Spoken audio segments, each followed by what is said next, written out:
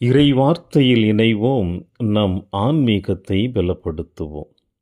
கிறிஸ்து இயேசுவில் பிரியமான அன்பு சகோதர சகோதரிகளே, ஒவ்வொரு நாளும் நம் ஆன்மீக சிந்தனையாக அன்னையாம் திரு அவையோடு இணைந்து ஆண்டவர் இயேசு கிறிஸ்து நம்மை சிந்திக்க அழைப்பு கொடுக்கின்ற பொழுது, இன்றைய நாளிலே நம்முடைய ஆன்மீக செய்தியாக கொடுக்கின்ற இறைவார்த்தை என்ன? மார்க் எழுதிய நற்செய்தி 2ஆம் அதிகாரம் இறைவார்த்தை 18 முதல் 22 முடிய. இந்த நற்செய்தி வாசகம் எதை பற்றி பேசுகிறது என்று பார்க்கின்ற பொழுது, யோவானுடைய சீடரும் பரிசேயர்களும் நோன்பு இருக்கின்றனர், ஏன் இயேசுவினுடைய சீடர்கள் நோன்பு இருப்பதில்லை? இந்த கேள்விக்கு இயேசு கொடுக்கின்ற பதில், மணமகன் தங்களோடு இருக்கும் வரை மணவிருந்தினர்கள் நோன்பு இருக்க முடியுமா என்ற கேள்வியை எழுப்புகிறார். மேலும் இயேசு சொல்லுவது, மணமகன் அவர்களோடு இருக்கும் வரை இருக்கும் காலமெல்லாம் அவர்கள் நோன்பு இருக்க முடியாது, ஆனால் மணமகன் அவர்களை விட்டு பிரிய வேண்டிய காலம் வரும், அப்பொழுது அவர்கள் நோன்பு இருப்பார்கள் என்று இயேசு சொல்லி முடிக்கிறார். இந்த வார்த்தைகளை கேட்கின்ற பொழுது இயேசு நோன்புக்கு எதிரானவரா என்ற கேள்வி எழுகிறது. ஏன் இயேசு இப்படிப்பட்ட பதிலை சொல்ல வேண்டும்? இயேசு நோன்புக்கு எதிரானவர் அல்ல. ஏனென்றால் ஆண்டவர் இயேசு கிறிஸ்துவே தன்னுடைய பணி வாழ்வை ஆரம்பிப்பதற்கு முன்னதாக 40 நாட்கள் பாலைவனத்திலிருந்து உண்ணா நோன்பிருந்தார் என்பதை நாம் வேதத்தில் வாசிக்க கேட்கிறோம். இன்னும் ஆழமாக நாம் சிந்திக்கக்கூடிய வார்த்தை மார்க் எழுதிய நற்செய்தி 9ஆம் அதிகாரம் இறைவார்த்தை 29 இவ்வாறு நாம் வாசிக்க கேட்கிறோம். நோன்பிருந்து செபிப்பது வலிமையானது என்பதை ஆண்டவர் இயேசு தெளிவாக சொல்லுகிறார். இவ்வகை பேய் இறை வேண்டலினாலும் நோன்பினாலும் அன்றி வேறு எதனாலும் வெளியேறாது என்று தன் சீடர்களுக்கு இயேசு சொல்லுகிறார். ஆக நோன்பு இருப்பது என்பது ஒரு சாதாரண விஷயமல்ல, மாறாக அது இறைவனோடு தம்மை இணைத்து கொள்ளக்கூடிய காரணம்தான் இந்த நோன்பு என்று இயேசு அழகாக சொல்லி முடிக்கிறார். ஏனென்றால் இயேசு இவர்களுக்கு இப்படிப்பட்ட வார்த்தைகளை சொல்லுகிறார் என்றால், யூத சட்டப்படி பார்க்கின்ற பொழுது ஆண்டிற்கு ஒரு முறை ஒப்பு கொடுக்கும் பாவ கழுவாய் போக்கும் நாளன்று அவர்கள் கட்டாயம் நோன்பிருக்க வேண்டும்.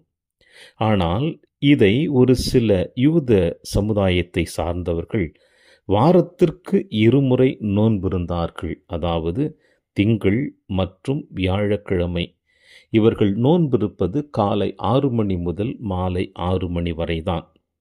இப்படி இவர்கள் காலை 6 மணி முதல் மாலை 6 மணி வரை நோன்பிருந்துவிட்டு மாலை 6 மணிக்கு மேல் அவர்கள் தேவையான அளவிற்கு உணவு அருந்துவார்கள். இது நோன்பு என்று கடைபிடிக்க முடியாது.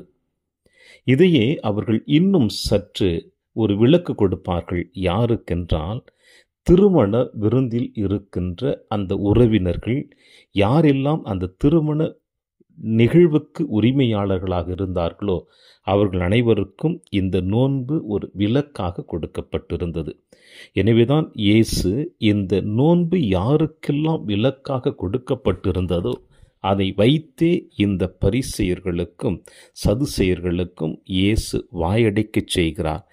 மணமகன் மணவிருந்தினரோடு இருக்கின்ற பொழுது அவர்கள் நோன்பு இருக்க தேவையில்லை என்று.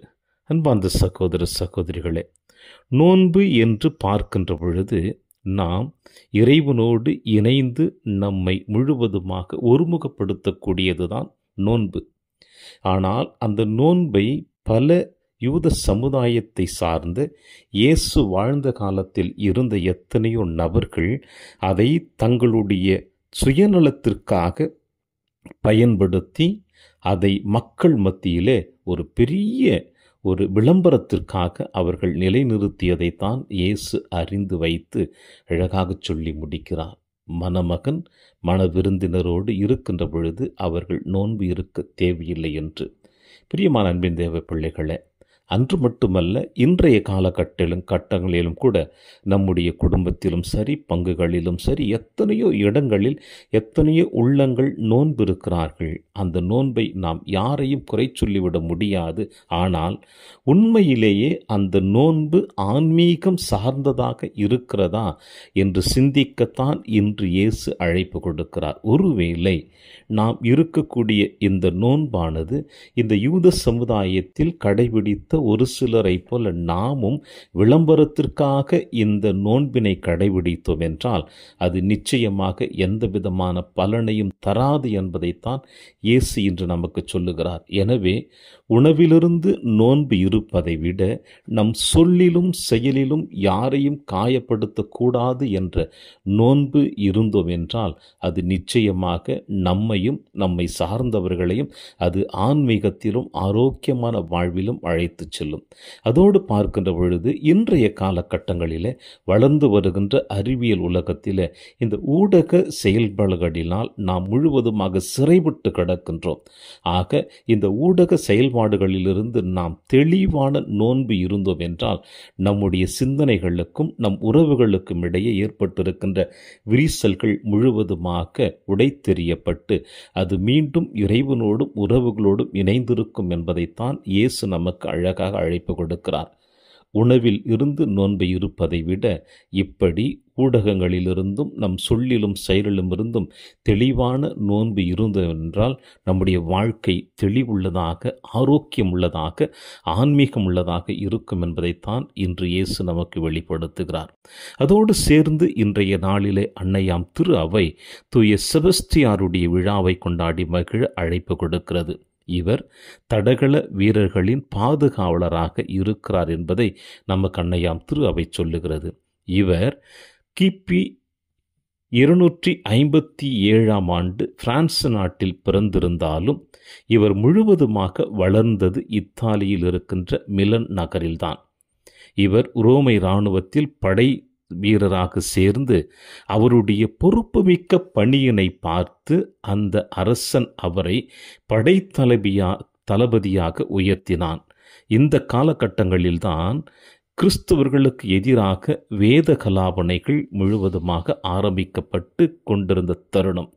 எத்தனையோ கிறிஸ்தவர்கள் சிறைபிடிக்கப்பட்டார்கள், கொடுமைப்படுத்தப்பட்டார்கள், சித்திரவதை செய்யப்பட்டார்கள். கிறிஸ்துவை துறந்துவிட்டால் அவர்கள் வாழ முடியும் என்ற அச்சுறுத்தலையும் கொடுக்கப்பட்டது. இந்த நேரத்தில்தான் மார்க்கஸ் மற்றும் மார்சலின் என்கின்ற இரு இளைஞர்கள் கொடிய அரசாங்கத்தினுடைய வேதனை தாங்க முடியாமல் அவர்களும் கிறிஸ்துவை நிராகரிக்க வேண்டும் என்று அவர்கள் முடிவெடுக்கின்ற பொழுது செபஸ்தியார் அவர்களை உறுதிப்படுத்துகிறார். கிறிஸ்துவுக்காக நீங்கள் உங்களை முழுவதுமாக அர்ப்பணம் செய்யுங்கள் என்று அவர்களை அவர் உறுதிப்படுத்துகின்ற பொழுது இந்த செய்தியை கேட்ட அரசன் செபஸ்தியாரை அழைத்து அவன் கண்டிக்கின்றான், நீயும் கிறிஸ்துவத்தை நிராகரிக்க வேண்டும் என்று. ஆனால் அவர் ஏற்றுக்கொள்ளவில்லை. நான் கிறிஸ்துவோடு வாழ்ந்து கொண்டிருக்கிறேன், ஆண்டவரை தவிர வேறு யாருக்கும் நான் அடிபணிவதில்லை என்று சொல்லுகின்ற பொழுது அவரை அழைத்து சென்று ஒரு மரத்தில் கட்டி அம்புகளால் எய்து அவரை கொல்ல முயற்சி செய்கிறான். அவர் இறந்து விட்டார் என்று நினைத்து வருகின்ற பொழுது அந்த வழியிலே சென்று கொண்டிருந்த இரேன் என்கின்ற புனிதை அவர் குற்றுயிரோடும் குலை உயிரோடும் இருக்கின்ற பொழுது அவரை அழைத்து சென்று தன்னுடைய வீட்டிலே தேவையான மருத்துவ உதவிகளை செய்து உடல் ஆரோக்கியத்தோடு அவரை வெளியே அழைத்து வந்தார். மீண்டுமாய் தூய செபஸ்தியார் அந்த அரசனிடம் சென்று, நீயும் கிறிஸ்துவை நம்பாவிடில் இப்படியே உன் அரசாங்கமும் அனைத்தும் விரைவில் அழிந்து போகும் என்று அவர் அவனிடம் சூளுரைக்கின்ற பொழுது அந்த அரசன் தூய செபஸ்தியாரை கட்டையால் அடித்து கொன்று போட்டு விட்டான். அங்கே தூய செபஸ்தியார் கிறிஸ்துவுக்காக தன்னை அர்ப்பணித்தார். அவர் இறந்து போன பிறகு லூசினா என்ற பெண்மணியானவள் அவருடைய இறந்த உடலை எடுத்துச் சென்று தூய பேதுரு, பவுல் ஆகியோரின் கல்லறைக்கு அருகே அடக்கம் செய்திருக்கிறார். கிறிஸ்துவுக்காக தன்னை அர்ப்பணித்தவர் தூய செபஸ்தியார். இவருடைய வாழ்விலே எந்த அளவிற்கு தன்னை இறைவனோடு இணைத்து கொண்டார் என்பதையும், விசுவாசத்தில் இணைந்திருந்து ஆண்டவருக்கு உரியவராக தன்னுடைய நம்பிக்கை உறுதிப்படுத்துகிறார் என்றால் இதைவிட ஒரு பெரிய ஆசீர்வாதம் வேறு யாருக்கும் கிடைத்து விடாது. எனவே இன்றைய நற்செய்தி வாசகத்தின் வழியாக ஆண்டவர் இயேசு கிறிஸ்து நோன்பின் மகத்துவத்தை வெளி அடையாளமாக இல்லாமல் அது ஆன்மீக அடையாளமாக இருக்க வேண்டுமென்றால் தூய செபஸ்தியாரை போல நாமும் இறைவன் மீது நம்பிக்கை கொண்டு வாழக்கூடிய வரத்திற்காக இன்றைய நாளிலே ஜெபிப்போம். இறையாசிர் என்றும் உங்களோடு.